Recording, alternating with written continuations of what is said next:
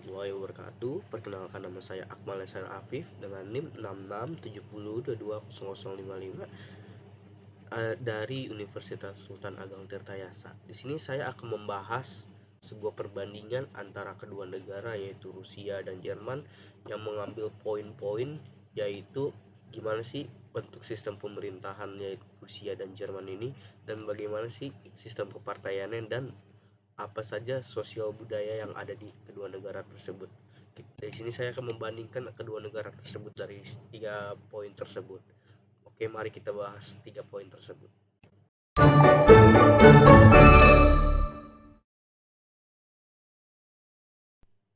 Oke, baik. Sebelum kita ke poin-poin yang tadi, pertama kita lihat latar belakang Rusia ini. Sejarah kepemimpinan Rusia dimulai dengan Tsar yang memerintah secara otoriter, menindas oposisi dan menggunakan polisi rahasia untuk menghilangkan lawan politik. Namun kekuasaan Tsar diakhiri oleh revolusi Bolshevik di bawah pimpinan Lenin pada tahun 1917, tanggal 1 bulan Oktober, yang menggulingkan kekaisaran Tsar dan mendirikan Uni Soviet. Pembentukan Uni Soviet berawal dari ideologi sosialis komunis dengan Partai Komunis menjadi pusat kekuasaan. Namun sistem pemerintahan sentralistik Uni Soviet memicu protes dan penolakan dari berbagai kelompok. Akhirnya Uni Soviet runtuh pada tanggal 24 September tahun 1991. Bersamaan dengan pengunduran diri resmi Mikhail Gorbachev, presiden pertama Uni Soviet yang gagal dalam usahanya untuk memperbarui negaranya melalui Glasnost dan Perestroika. Setelah runtuhnya Uni Soviet, Rusia muncul sebagai entitas baru yang sedang mengalami periode transisi. Dulu bagian dari Uni Soviet yang bersifat komunis, Rusia kini berusaha menghadapi arus globalisasi dengan mencoba menjadi lebih demokratis di bawah kepemimpinan Yeltsin. Prinsip demokrasi yang telah diperkenalkan oleh Gorbachev terus dikejar. Yeltsin memilih model pemerintahan parlementer yang umum di Eropa sebagai upaya mewujudkan demokrasi. Namun, reformasi yang dilakukannya dihadapi dengan banyak tentang politik dan beberapa diantaranya dianggap gagal. Ini menyebabkan Yeltsin mengakhiri masa jabatannya sebagai kepala negara Federasi Rusia sebelum masa jabatan kedua berakhir. Posisi kemudian diambil oleh Vladimir Putin yang saat itu menjabat sebagai Perdana Menteri Rusia. Putin kemudian menjadi presiden kedua Rusia pada tanggal 7 Mei tahun 2000 setelah memenangkan pemilihan umum melawan pemimpin Partai Komunis Federasi Rusia yaitu Gennady Zyuganov. Oke, kita langsung membahas poin-poin yang tadi. Gimana sih sistem pemerintahan Rusia ini?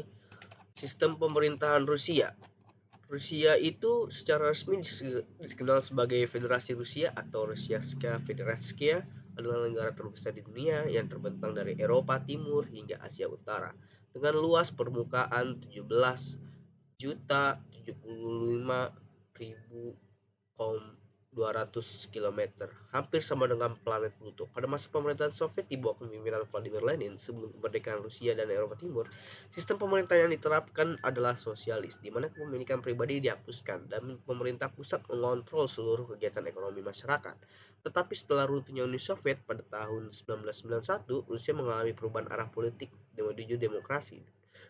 Negara ini kemudian menjadi negara federal dengan ideologi republik demokratis dan sistem pemerintahan presidensial. Perubahan ini tercermin dalam pembagian kekuasaan yang berbeda di antara lembaga-lembaga pemerintahan termasuk yudikatif, eksekutif, dan legislatif. Pada tanggal 12 Desember 1993, Konstitusi Federasi Rusia diratifikasi secara resmi, menegaskan status Rusia sebagai negara berdaulat.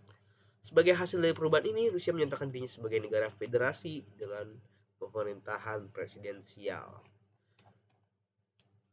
Rusia menganut bentuk pemerintahan presidensial, artinya presiden mempunyai wewenang penuh baik itu sebagai kepala negara maupun kepala pemerintahan. Dalam hal ini presiden memegang kedudukan absolut sebagai eksekutif, independen terhadap lembaga legislatif dan lembaga yang mewakili rakyat.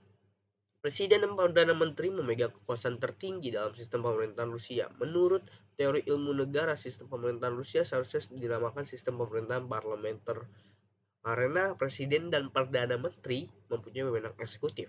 Namun yang membedakan presiden dan perdana menteri adalah presiden mempunyai wewenang lebih besar dibandingkan perdana menteri. Dalam sistem parlementer, presiden hanyalah kepala negara dan lambang kedaulatan negara. Perdana Menteri sebaliknya harus dipandang sebagai kepala pemerintahan dengan wewenang penuh atas kebijakan dan luar negerinya. Selanjutnya kita akan membahas kepartaian yang ada di Rusia ini. Oke.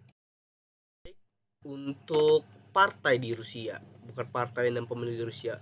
Pemilu di Rusia itu pemilihan umum di Rusia merupakan aspek kunci sistem politik mencakup presiden, duma negara atau dewan rakyat, serta pemilihan tingkat regional seperti gubernur dan pemerintah daerah. Pemilu presiden di Rusia diadakan setiap 6 tahun sekali dan presiden dapat dipilih untuk tidak lebih dari 2 periode berturut-turut dalam pemilihan presiden. Partai politik dan calon independen bersaing untuk meraih dukungan pemilih dengan prosesnya dimulai dari pemilihan pendahuluan atau primaries. Di berbagai negara bagian, sistem pemilu legislatif di Rusia menggunakan metode proporsional, di mana partai-partai politik bersaing untuk kursi di Duma negara. Meskipun ada sejumlah partai politik yang terdaftar, Partai Bersatu Rusia yang mendukung Presiden Vladimir Putin telah mendominasi pemandangan politik, menciptakan tantangan bagi partai oposisi untuk memperoleh representasi yang signifikan.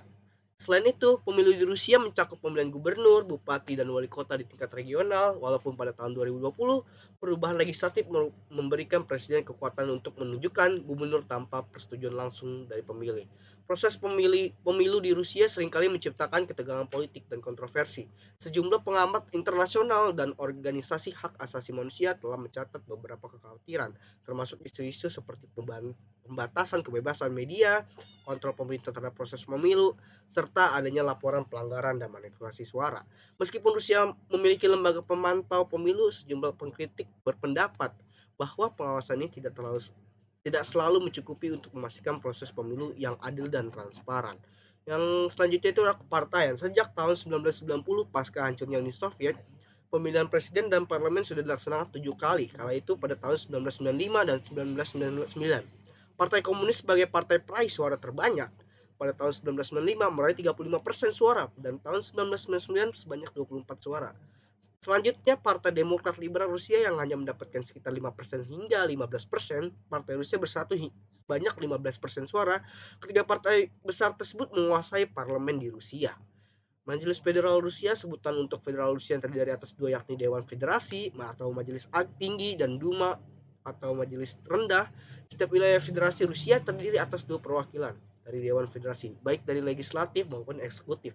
Senator sebutan untuk anggota Dewan Federasi. Bedanya dengan Duma negara, Dewan Federasi tidak dapat dibubarkan oleh presiden. Pertemuan Dewan Federasi diadakan sesuai keperluan. Duma negara adalah badan legislatif yang dipilih oleh rakyat setiap 5 tahun dalam pemilu. Anggota Duma negara sebanyak 450 yang berasal dari berbagai partai politik. Fungsi utama Duma negara adalah membahas dan menyetujui atau menolak undang-undang, menunjuk Perdana Menteri, mengadakan laporan tahunan pemerintah, mengumumkan amnesti, dan bahkan dapat mengajukan pemakzulan terhadap presiden. Setiap warga Rusia yang memenuhi syarat dapat dipilih sebagai anggota Duma negara.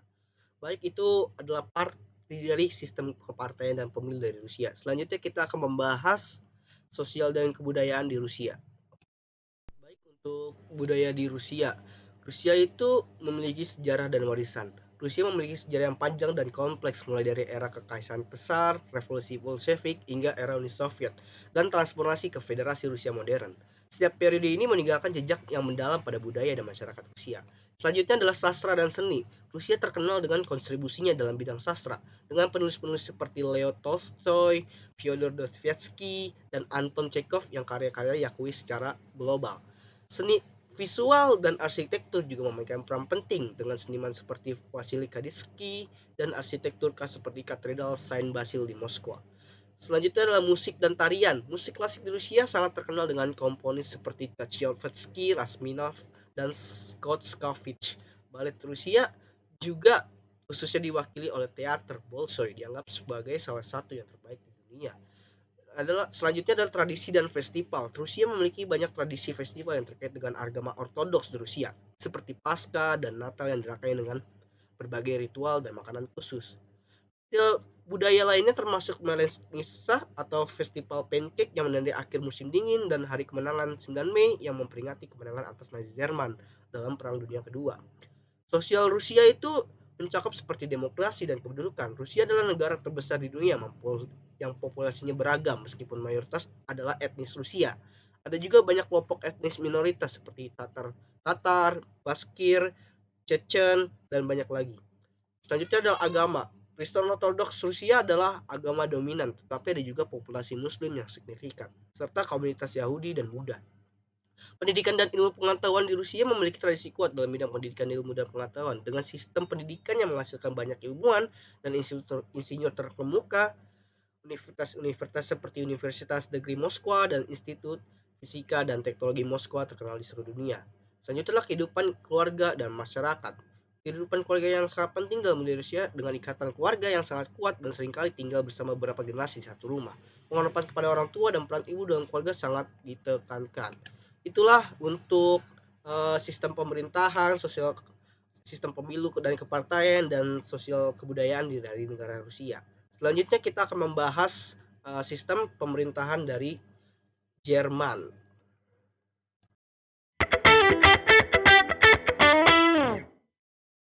Oke, selanjutnya kita membahas sistem pemerintahan di negara Jerman. Tapi sebelum itu, saya di sini mengambil 3 poin dari sistem pemerintahan di Jerman ini. Yang pertama adalah sistem pemerintahannya, terus kedua adalah sistem kepartaian dan pemilunya, dan yang ketiga adalah sosial dan kebudayaan. Sebelum membahas poin-poin tersebut, kita lihat dulu latar belakang dari sistem pemerintahan di Jerman ini. Jerman yang dikenal secara resmi sebagai Republik Federal Jerman atau Bundesrepublik Deutschland merupakan sistem pemerintahan yang sangat kompleks dan efisien. Sistem ini terbentuk melalui sejarah panjang yang penuh dengan perubahan politik mulai dari kekaisaran Jerman, Weimar Republik, Nazi Jerman hingga pembentukan kembali negara setelah Perang Dunia Kedua. Mari kita telusuri latar belakang dan struktur dari sistem pemerintahan negara Jerman. Sistem pemerintahan dari negara Jerman di mana dalam sistem pemerintahan yang ada di negara Jerman menggunakan sistem pemerintahan parlementer. Pada tahun 1949, di mana Jerman terpecah menjadi dua bagian akibat adanya Perang Dingin, di mana Jerman Barat membentuk sebuah negara yaitu Republik Federal Jerman atau Bundesrepublik Deutschland, dan Jerman Timur yaitu Republik Demokratik Jerman atau Dutch Democratic Republic. Sehingga pada tahun 1990 Jerman berhasil menyatukan kedua negara tersebut menjadi Republik Federal Jerman. Jerman merupakan sebuah negara yang menganut sistem pemerintahan Republik Federal parlementer, yang dimana kepala negaranya adalah seorang presiden yang memiliki peran seremonial yang dipilih 5 tahun sekali oleh 630 anggota Federal Convention Jerman, dan kepala pemerintahnya adalah seorang kanselir atau perdana menteri yang dipilih secara otomatis oleh kandidat utama partai pemilihan umum federal Jerman yang diselenggarakan setiap 4 tahun sekali. Yang pertama itu adalah Bundestag, yaitu Dewan Perwakilan Rakyat. Bundestag ini dipilih oleh rakyat setiap 4 tahun sekali dan pembubarannya dalam kewenangan Presiden Federal. Bundestag memiliki peran penting dalam proses pembuatan undang-undang, pengawasan pemerintah, serta pembuatan kebijakan negara. Selain itu, Bundestag memiliki wewenang utama dalam mengusulkan, memodifikasi, dan mengadopsi undang-undang federal, serta Bundestag juga memiliki tugas utama pada dapat memilih kanselir Jerman atau perdana menteri.